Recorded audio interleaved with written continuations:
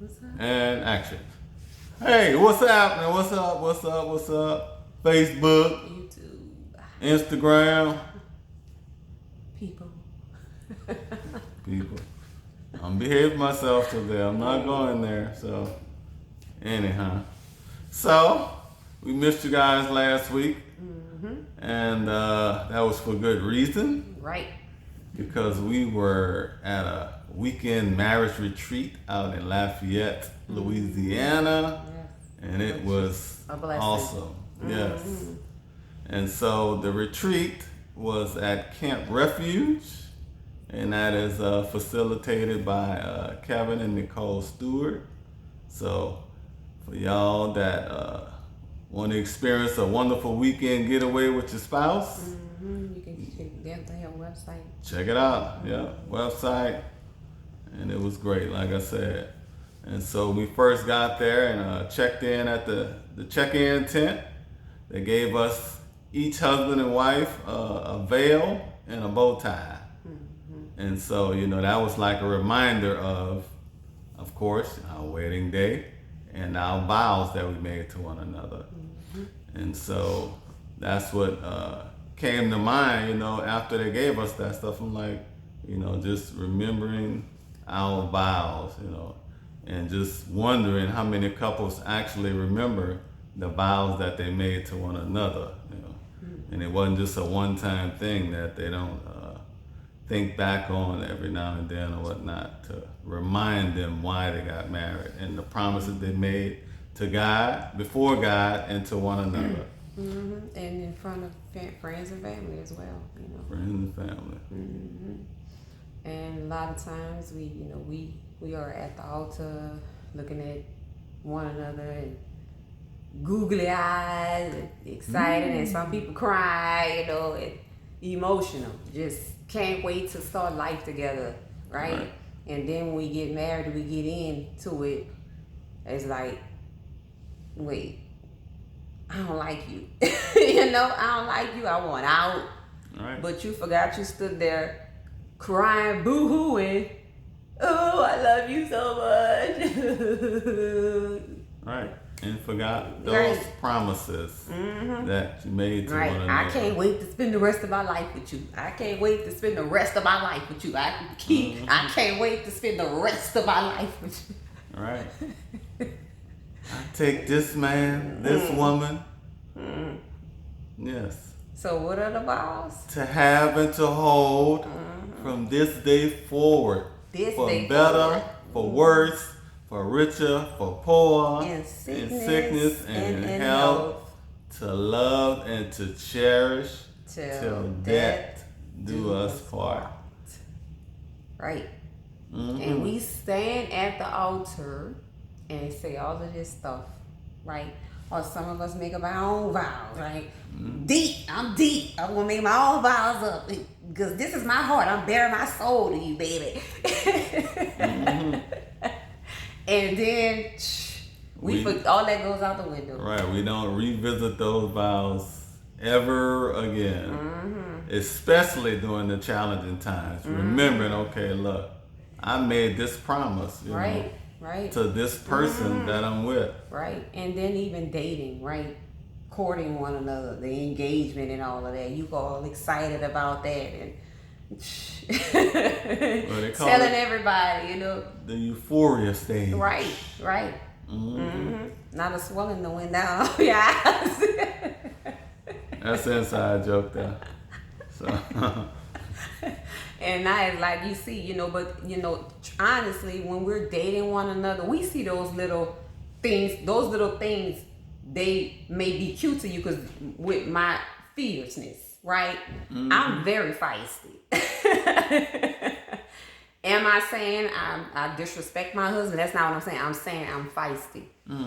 And he thought that was cute when we were dating. At first. When we were dating, keywords, right? He loved that little feistiness in me. He would chuckle and smile and we got married. It's like, I can't stand this about you, Tone it down now, sister. Right.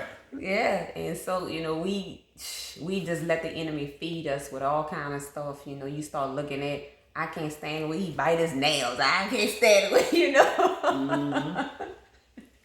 Chew, whatever. And when you bite your nails, and I never did like that. We was dating biting his nails, but I just said that. But the little things that didn't bother people, right, when they were courting, it starts to bother them when they're married because they're looking at everything that is not, right? When you're married, the enemy is planting all of this stuff, seeds in your heart, right? Right. Accusations and all of this against your spouse, towards your spouse, right? And you're just taking that stuff in. Yeah. But I mean, we've heard several stories of, we're talking about, in sickness and in health, I mean, we stick around for the in health part, but right. several stories where, a spouse then left their spouse because, they were physically challenged in their bodies, and that wasn't the promise that we made to one another, on that day we stood at the altar. Right. So like I said, we definitely need to revisit the vows, whether it's the vows I just read off or your own personal vows, just remembering, where your heart was. Right. And then to people who are about to get married, you really need to think about what those vows are saying. And what they mean. Right. Right. Because a lot of this stuff, you gonna experience it. You are. We did. Definitely. Sickness. Better or worse? Right. What? Rich or poor? Poor. Yes, we done experienced that. And sickness. Right. I was going through in my body for 11 years before we found out what was going on with me. Couldn't work a job. Right? And my body's still healing, but I'm not where I was. Right? 11 years. My husband didn't know if I was going to ever get healed. Right? There were times when we could not be intimate because I was sick for a whole doggone month. Right? Right. So it's like, this stuff happens. So what are you going to do? Right? Are you prepared for that? Right. What you going to do when they come for you? Really? I don't know. I just got off. But, just, for the worst, you know what I'm saying? Because worse is coming, you know what I'm saying? Because there are seasons in marriage, seasons in life, so either, like I say, you're in your worst, or you're coming out of your worst, or you're heading into your worst, you know what I'm saying? It's going to be one of the three. What if your spouse loses their job? Come on one day, I got laid off. Right. What you gonna do? Right. Mad because you can't pay your car note or mortgage, or you're behind on your mortgage. See, blaming the blame game, and what are you gonna? I'm telling you, if you're not married or if you just got married, life is gonna happen. Life will hit you so hard, right? Definitely. And this is why we have to have the Lord, right? We have to build our marriages on the rock. We have to build our marriages on the solid foundation, which is Christ, which is God, right? Right. Because it ain't gonna stand without Him. Because you're gonna experience some stuff, right, in marriage. You're going to experience stuff you ain't even asked for, right? It's coming, Yes. There's no way around it. You know what I'm saying? Because we have an enemy that hates marriage, and guess what? He's gonna try and destroy that thing, because it's a God thing, God ordained thing, Right, and then life is just gonna happen, You got people who have miscarriages. You have people who children died. Life. Right. Life happens. For better or worse. Right, and what are you gonna do? Life should drive you closer together, not apart. Not pull you apart. Right. Definitely. If life pull you apart, you ain't built it on a solid foundation. Your marriage is not built on that, because God gets us through those tough times Even when we feel like giving up, Right. right? Definitely. Trust me, you call on the Lord, our helper, right? Our peace, our strength. Our joy, right? Yes. Our rock, the one who keeps us, who heals us, Right. who delivers us, who restores us. Hey. Come on. All right. Yeah. No doubt. No doubt. And so, I mean, we just wanted to, get on and hopefully remind some, of the vows we made. Right. And others, shedding light on, okay, I'm about to get married. Look, I need to understand what I'm really saying up here. Yep. What I'm getting myself into. Yes. You know what I'm saying? Because yes, God is listening to these vows that we're making, you know what I'm saying? And so we need to stand on those vows. yes, and be honest with yourself, right? Because you for the couple who's not married, and we're saying, ask yourself, are you gonna be able to withstand this?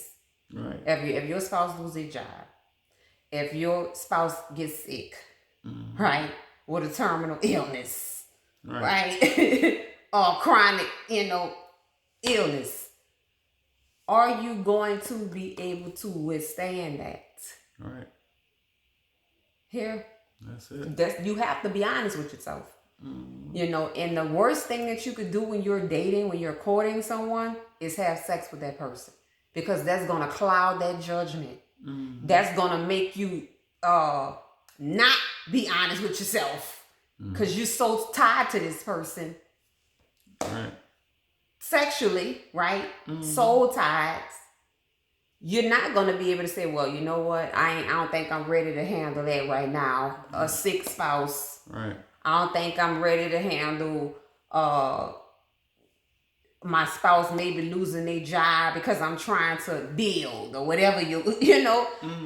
But if you're having sex with the person, it's gonna be hard for you to do that. It's gonna be hard for you to be honest with yourself. Right. Because you're not supposed to be doing it in the first place. But anyway. Right. And we understand, vows that we make, I mean, it's a Western culture thing, but Right. marriage is not a Western culture thing. Marriage is a God thing, God ordained. God put that institution in place from the very beginning. Adam and Eve, you know what I'm saying? Right. When he brought Eve to Adam, and so we just wanted to get on and, like I said, share, remind, encourage about the vows that each of us made to one another. Yeah. And hopefully we stand on those vows and we honor them. Yeah, you can only do it through God. Trust me. No That's doubt. it. You cannot do it through this. No doubt. You can't. And so that's all we have for today. And so it's been fun. It's been great. Right. And we'll see y'all next video. Peace.